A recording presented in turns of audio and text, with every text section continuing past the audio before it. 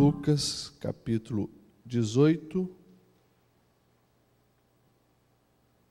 Nós vamos ler então do versículo 1 em diante, que diz: Então Jesus contou aos seus discípulos uma parábola, para mostrar-lhes que eles deviam orar sempre e nunca desanimar. Ele disse: Em certa cidade havia um juiz que não temia a Deus e nem se importava com os homens. E havia naquela cidade uma viúva que se dirigia continuamente a ele, suplicando-lhe: Faz-me justiça contra os meus adversários. Por algum tempo ele se recusou, mas finalmente ele disse a si mesmo: Embora eu não tema a Deus e nem me importe com os homens, esta viúva está me aborrecendo. Então eu vou fazer-lhe justiça para que ela não venha mais me importunar. E o Senhor continuou: Ouçam o que diz o juiz injusto. Acaso Deus não fará justiça aos seus escolhidos que clamam a Ele dia e noite? Continuará fazendo-os esperar? Eu lhes digo, Ele lhes fará justiça e depressa. Contudo, quando o Filho do Homem vier na terra, encontrará fé na terra? Amém. Feche seus olhos, vamos orar mais uma vez. Senhor Deus, obrigado pelas histórias que Tu nos contaste. Há 2000 anos atrás, Tu ilustrou os Teus ensinamentos de uma maneira tão linda, tão maravilhosa, que hoje também nos enriquece, nos ensina e nos faz Te conhecer. Abre os nossos corações para que a Tua palavra entre em nós e essa palavra gere atitude em nosso comportamento. É isso que pedimos em nome de Jesus. Amém e amém. Quem está sentado, meus irmãos? Mais uma parábola a respeito de Jesus. E é uma palavra, a parábola, né, já leva um nome, um título que foi dado pelos tradutores da Bíblia, que diz: Parábola da viúva persistente. E é uma palavra muito interessante, útil para os nossos dias, onde nós temos visto a humanidade cada vez mais desistente e não persistente. Se você olhar para as nossas gerações, você vai ver que parece que cada geração, a desistência se torna uma característica das pessoas. Por exemplo, eu sempre pegava no pé dos jovens e adolescentes, quando eu era o pastor deles. Por quê? Eles chegavam animados: Pastor, você não sabe agora o que eu estou fazendo. Comecei um curso de informática. Puxa, legal, cara. Vai firme, vai fundo, aproveita. 3 meses depois, pastor, já desanimei daquele curso. Eu quero mesmo fazer uma escolinha de futebol, vou para o futebol. Daí passavam uns 2, 3 meses, desistiu do futebol.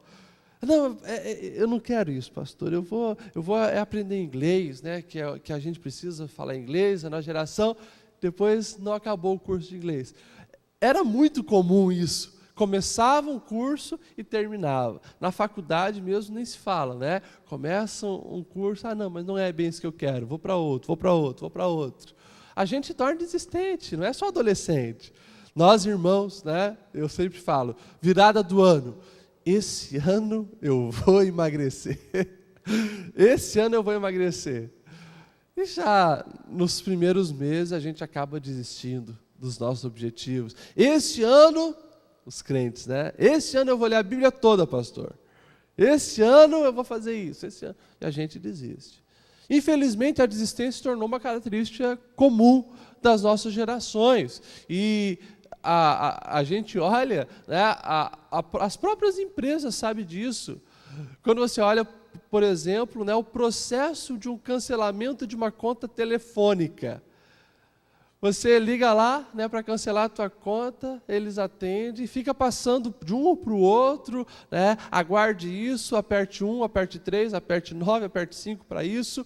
Quando você vê, passou 15 minutos ali, você já está no teu limite, o que você faz? Você desiste. Porque aquilo cansou, aquilo te aborreceu.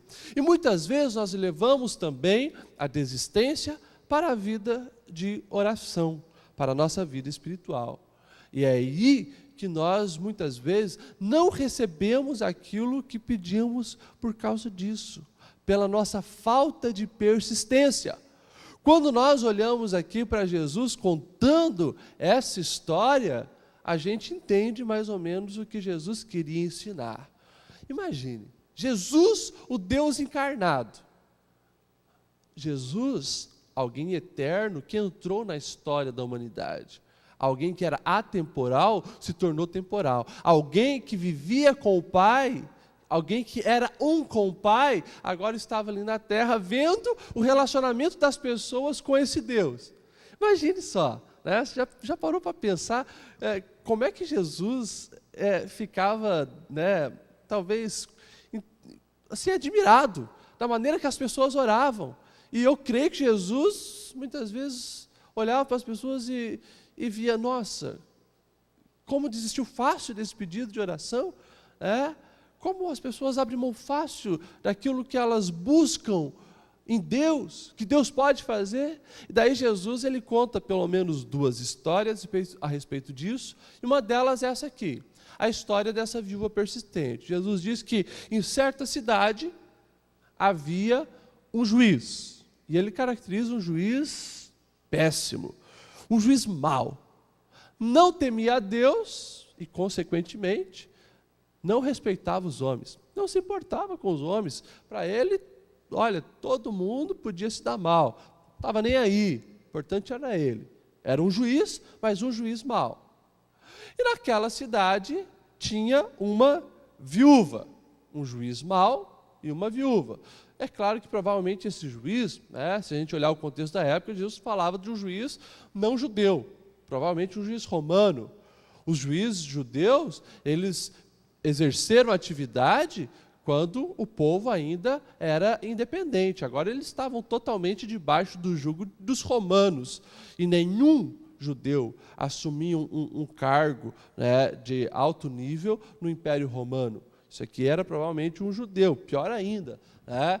E diz então desse juiz mau e diz dessa viúva. Quando a gente olha, né, para a característica de uma viúva que não tinha vez, não tinha voz, né, provavelmente alguém muito pobre, como eu já falei para os irmãos, né, contexto onde a mulher não tinha autonomia para sair, trabalhar, ganhar o seu dinheiro e viver a sua vida. Era alguém totalmente dependente do homem, dependente de um provedor, dependente de alguém.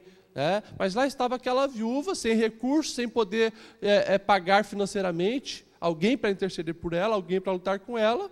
E Jesus então conta a história, olha, essa viúva ia sempre pedir para o juiz, me ajuda contra os meus inimigos, me ajuda contra os meus adversários, olha para a minha causa. Mas o juiz negligenciava, tal. Só que a mulher, ela não abriu mão disso. Foi tão persistente que chegou o momento disso. Eu vou ter que atender essa mulher, porque ela não para de me importunar. O cara não temia a Deus, o juiz era realmente alguém que não se importava com as pessoas, mas por causa da persistência daquela mulher, ele diz, olha, eu vou atender o caso dessa mulher. E o termo grego justamente diz assim, para mim não chegar ao ponto de apanhar dessa mulher, né, o termo fala do olho roxo, né, para que ela não chegue ao ponto de me bater para me atender ela, eu vou ceder, né, eu vou fazer isso. E daí Jesus, então, claro, ele conclui trazendo isso para a realidade da oração, a necessidade que nós temos de ser persistentes na oração. E aqui eu separo pelo menos 3 coisas que nós precisamos fazer mais, olhando para o exemplo dessa viúva. Nós precisamos, meus irmãos, orar mais, porque era justamente sobre oração que Jesus queria. O versículo 1 diz assim, Jesus contou aos seus discípulos uma parábola para mostrar-lhes que eles deviam orar sempre e nunca desanimar. Nós precisamos orar sempre e não desanimar da nossa oração. É claro que oração é muito mais do que um pedido ao Senhor, do que esperar um milagre, uma intervenção divina, é muito mais. Oração é relacionamento com Deus. Agora, quando nós olhamos para essa parte da oração, para as petições, que é um ensinamento bíblico, que nós vemos muitas pessoas, muitas histórias bíblicas, as pessoas buscando a ajuda de Deus, pedindo a intervenção de Deus e Deus atendendo, nós temos algo importante para aprender aqui. Nós precisamos orar mais e não desanimarmos quando nós estamos pedindo algo ao Senhor. E daí surge aquela famosa pergunta, pastor, mas por que então a oração não é atendida da primeira vez? Deus, Ele não sabe das nossas necessidades? Deus, Ele é esquecido? Deus tem amnésia? Porque se a gente pede para Deus, eu preciso o tempo todo ficar repetindo para Ele atender a minha oração? Por que Ele não responde de primeira, pastor? Garanto que você já fez essa pergunta. Eu já fiz essa pergunta. Muitas vezes, por que o Senhor não responde a nossa oração de primeira quando a gente pede? Poxa, Deus tem amnésia, que a gente precisa ficar ali insistindo e tal. Mas é justamente aí que a gente começa a obter a resposta. E tem muitas respostas porque Deus não responde de primeira a nossa oração. A principal delas é porque nós pedimos muitas coisas desnecessárias. Muitas coisas desnecessárias. Muitas coisas pelo impulso momentâneo. Muitas coisas pela nossa visão limitada da vida. Irmãos, você já imaginou se você pedisse e Deus respondesse na hora? Eu acho que nenhum de nós estaríamos aqui. Nenhum de nós estaríamos buscando a Deus. Ele seria aquele supermercado existencial que muitos ainda acreditam que ele é. Eu chego lá com meu dinheirinho, pego o que eu quero e tchau. E alguns acham que é assim. Eu chego para Deus, pego o que eu quero e tchau. Não. Irmãos, nós não recebemos tudo porque pedimos muitas coisas desnecessárias. Se Deus respondesse todas as nossas orações, todo mundo aqui já teria ganhado na Mega Sena, todo mundo aqui seria muito rico, mas a maioria nem estariam mais na presença do Senhor. Nós pedimos muitas coisas necessárias e, posso afirmar sem medo de errar, nós pedimos ao Senhor muitas coisas que nos fariam mal. Nós estamos muito ligados no momento presente, enquanto Deus conhece, não só o agora, Ele tem uma visão lá na frente do que vai acontecer. Irmãos, se nós recebêssemos tudo o que pedimos na hora, olha, nós já estaríamos desviados. O dinheiro já teria nos matado, o poder já teria nos cegado, e a gente não estaria na presença de Deus. Primeira, outra coisa, nem todas as nossas vontades se adequam à vontade do Senhor. O Senhor, Ele trabalha em nós, enquanto nós buscamos e esperamos. O agir dEle é perfeito, Ele não se atrasa. Ele não se atrasa. E nem tudo que a gente pede se adequa, porque muita coisa das dificuldades, das lutas que nós estamos passando, é Deus trabalhando em nosso caráter. Eu olho para Paulo. Quando nós olhamos o que Paulo fala lá em 2 Coríntios 12, lá pelo versículo 7, ele vai contar as experiências que ele teve com Deus. Ele vai dizer que ele conhece um homem, estava falando dele, depois a gente vê que ele estava falando dele. Conhece um homem que chegou a ter uma experiência tão linda, visitou o terceiro céu. Teve experiências lindas com Deus. Daí ele vai relatando e ele vai dizendo, mas para que essa pessoa não se exaltasse, daí ele já vai falando em primeira pessoa, para que eu não me exaltasse nas experiências que eu tenho tido com Deus, foi-me dado um espinho na carne. Olha só. Ele fala, a gente, claro, os teólogos buscam achar o que Paulo estava dizendo desse espinho na carne, mas tinha algo ali que incomodava Paulo. Tinha algo ali que realmente era uma dificuldade para Paulo. Uns falam que era uma enfermidade, outros falam que eram outros problemas, enfim. Ele tinha um espinho na carne. E daí ele diz assim, sobre esse assunto, eu orei pelo menos 3 vezes pedindo para que o Senhor tirasse isso de mim. E a resposta foi, Não. E o Senhor diz para ele: minha graça é suficiente para você, pois o meu poder se aperfeiçoa na sua fraqueza. Ou seja, ele pediu, mas ele entendeu que aquilo não era a vontade do Senhor. Mas, olhando para todo o contexto da parábola do Senhor, e quando a gente olha para essa pergunta que a gente faz, por que o Senhor não responde de primeira, é justamente para que a gente estivesse passando pelo filtro da necessidade real. Esse filtro, ele leva à persistência na oração. E aquilo que a gente de fato precisa, isso leva a gente a ser persistente na presença do Senhor. Ou seja, você sabe que você, por mais que pediu 100 mil reais ao Senhor, aquilo não é algo que vai fazer, digamos assim, um milagre acontecer na sua vida. Você consegue viver sem aqueles 100 mil reais. Não é algo essencial para o seu viver. Você pediu um celular novo para o Senhor, mas você consegue viver sem seu celular. E daí você pede uma vez: Senhor, me dá o celular. Pede talvez 2 vezes: Senhor, me dá o celular. Mas se esquece, porque aquilo não te aflige, aquilo não te angustia. A ausência daquele celular não causa grandes problemas na sua vida.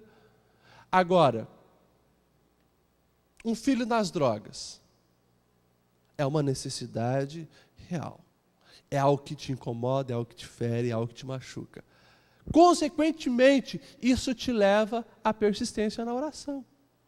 Isso, todas as vezes que você dobrar o joelho ali, você vai estar clamando por aquela necessidade real.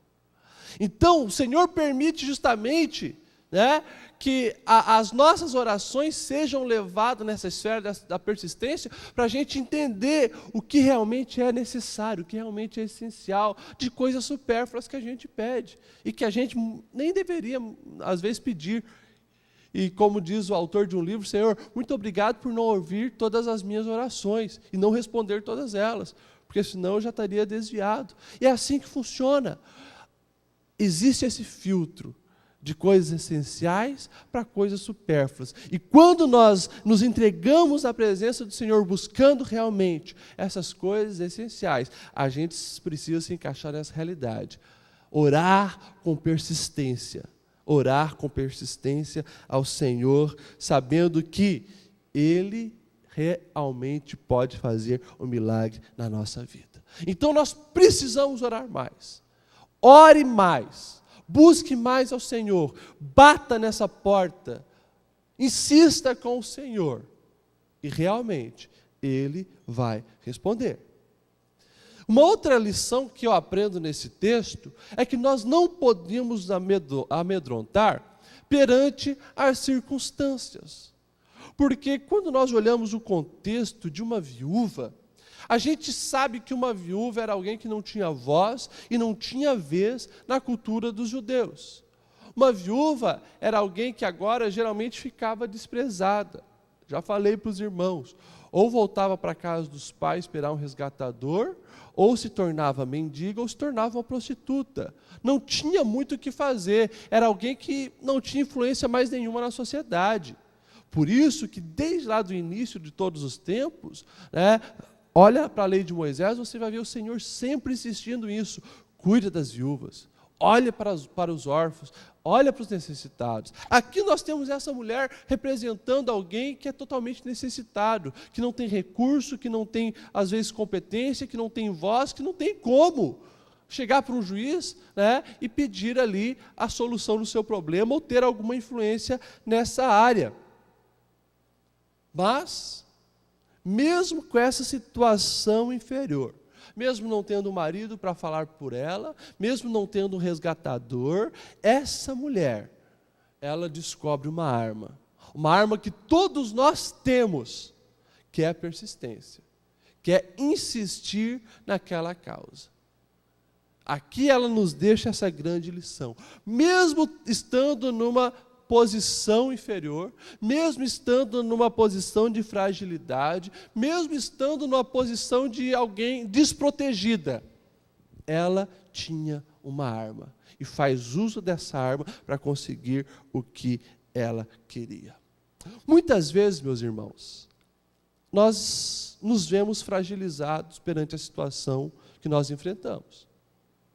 Muitas vezes você está lidando com, que nem diz aí fora, né, os poderosos da sociedade, gente graúda, de família nobre, que tem dinheiro, que manda e acontece, que compra os governos, compra a polícia, compra os advogados, compra os juízes. Às vezes você pode estar lidando com pessoas que realmente têm bala na agulha, os grandões aí, mas ninguém é maior que o nosso juiz. Ninguém é maior que o nosso Deus. E o que nós precisamos fazer é uso dessa arma que nós temos, a persistência perante o Senhor.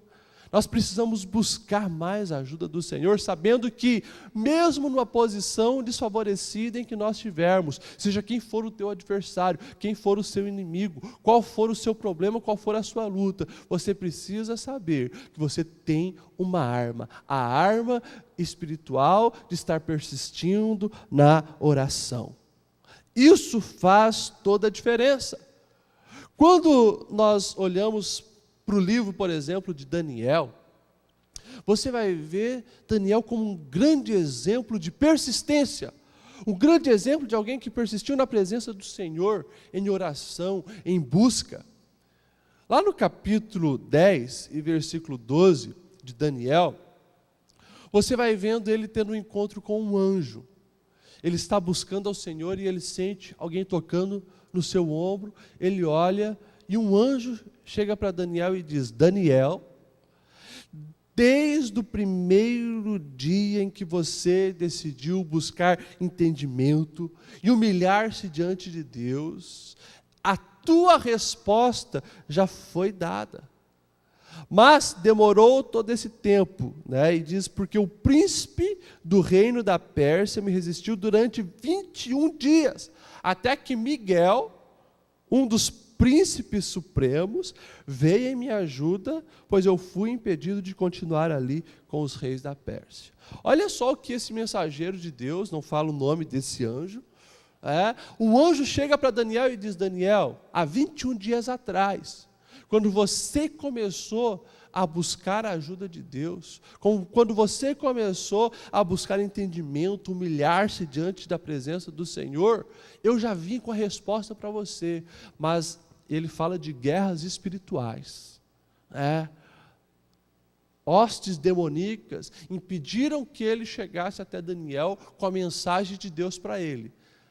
Mas pela insistência dele, Deus enviou Miguel para fazer a diferença naquela guerra espiritual que estava acontecendo e trazer a resposta para Daniel.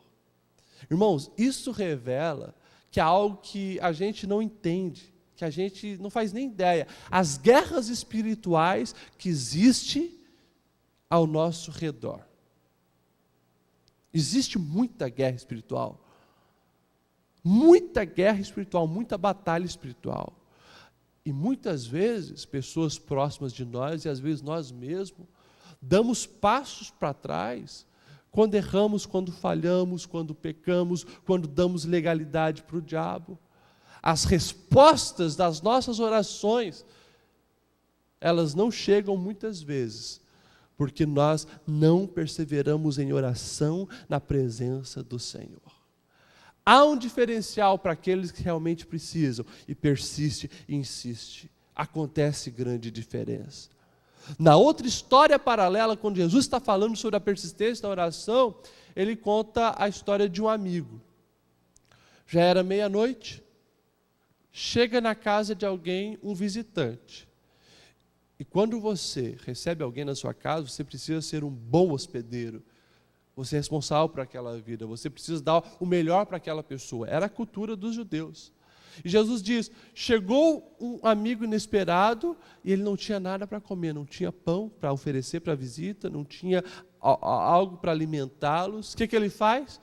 Ele corre para o vizinho, começa a bater. Ei, vizinho, por favor, acorde, me ajude, eu preciso de pão para dar para a visita que chegou na minha casa. E o vizinho diz: não, já estou dormindo, já coloquei minhas crianças para deitar, já deu, não posso te atender agora. E Jesus diz: mas aquele vizinho insistiu tanto, que desceu, atendeu ele e deu o pão que ele queria. Assim será quando vocês insistirem em oração. E Jesus nos deixa esse exemplo, meus irmãos, nos orientando a buscar ao Senhor em oração e insistir. Mostrar que realmente aquilo é o que nós precisamos, aquilo que realmente nós acreditamos que só o Senhor pode fazer, um milagre que só Ele realmente pode realizar. E nós precisamos insistir cada vez mais. Eu já contei para vocês, na história da igreja, tem o exemplo da irmã Mônica, né, que muitos consagraram ela santa.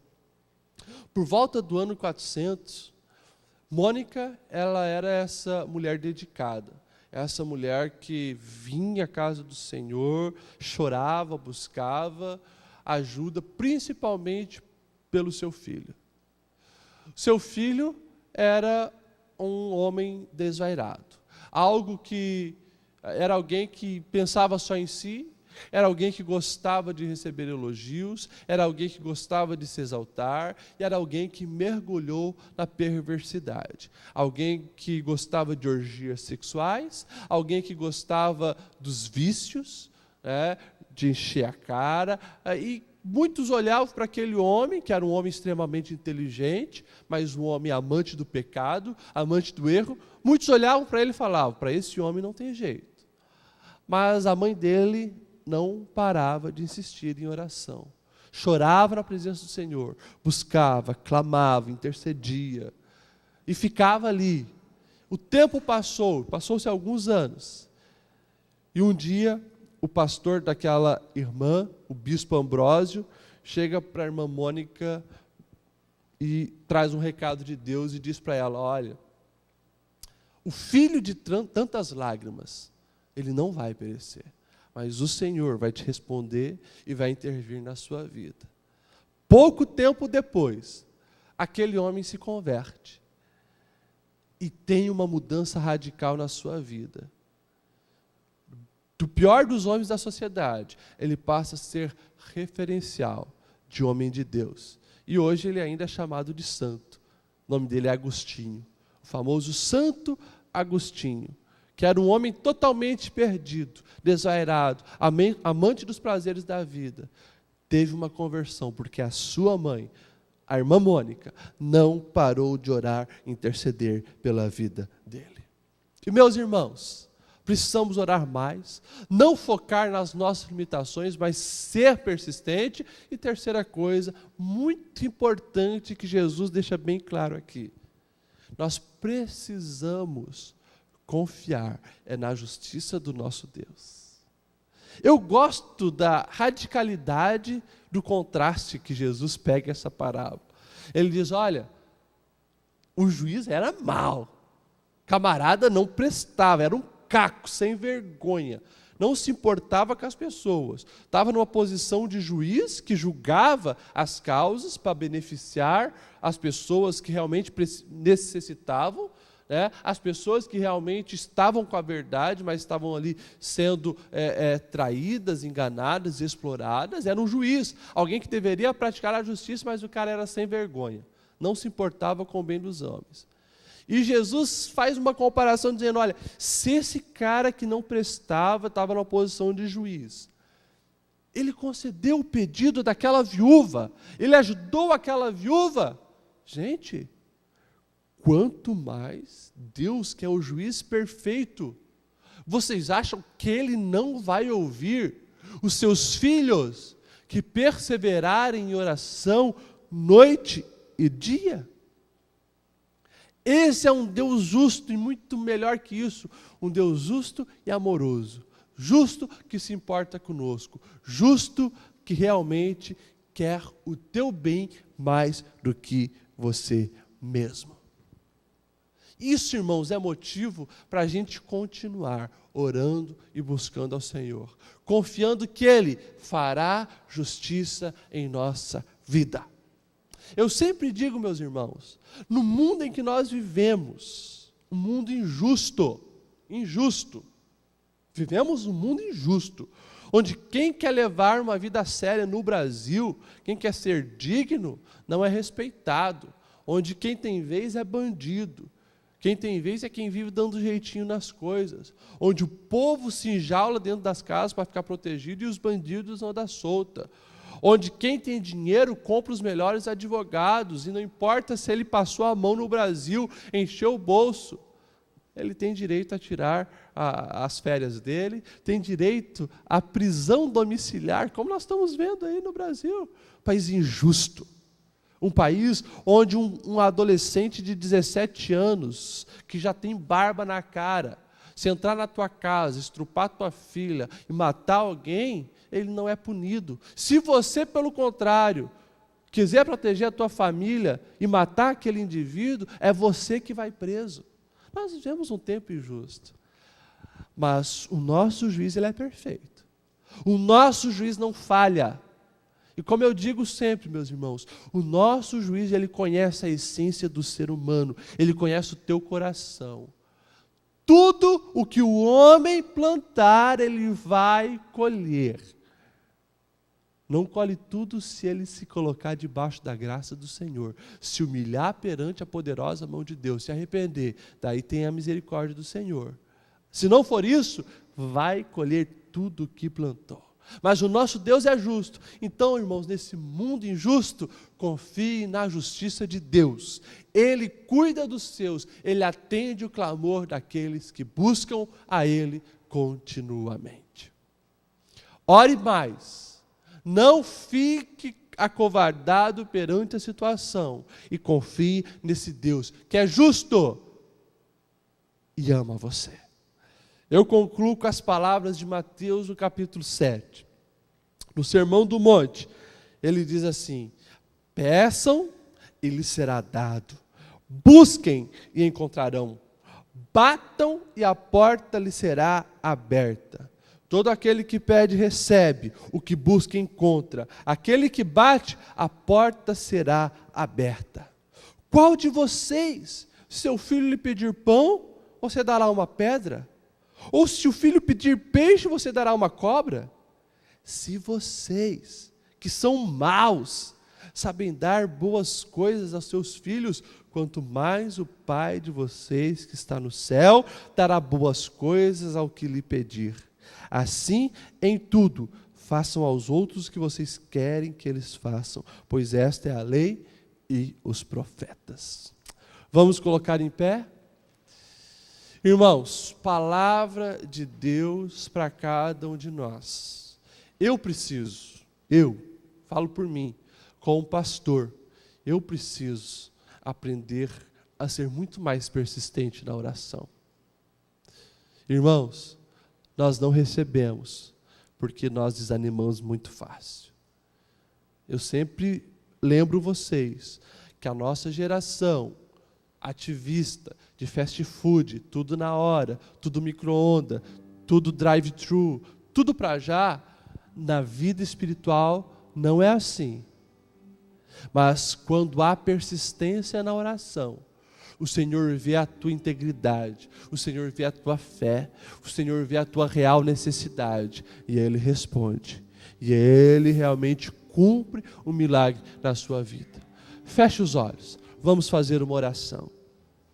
Deus, nós te agradecemos pela tua palavra.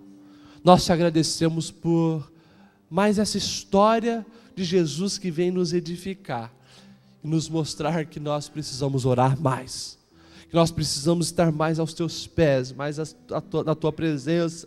Nós precisamos, Senhor, entender que é menos agir e menos correria nossa e muito mais oração aos teus pés para que as coisas aconteçam em nossa vida.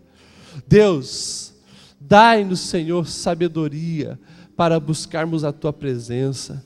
Dai-nos, Senhor, a sabedoria que tu deste a Jonathan Edwards, que quando sabia que naquele dia teria muita luta, Senhor, ele já acordava 2 horas antes para estar aos teus pés, clamando, buscando.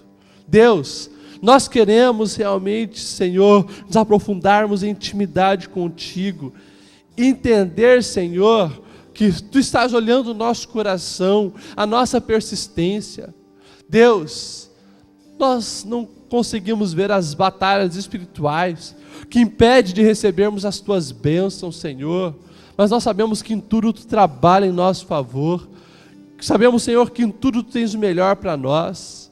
Nos ajuda, Senhor, a ser perseverante, nos ajuda, Senhor, a insistirmos naquilo que precisamos receber, nos ajuda, Senhor, a continuar batendo, nos ajuda, Senhor, a ter a nossa fé fortalecida. Nós confiamos em Ti, que realmente a Tua justiça, que não falha, que é perfeita, se cumpra na nossa vida. É isso que pedimos, em nome de Jesus. Amém e amém.